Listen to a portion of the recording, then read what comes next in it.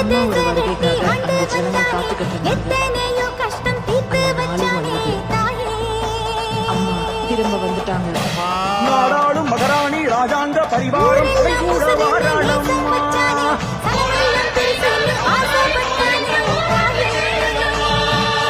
அம்மா மனசும் போல தருவா பரண கை மேல.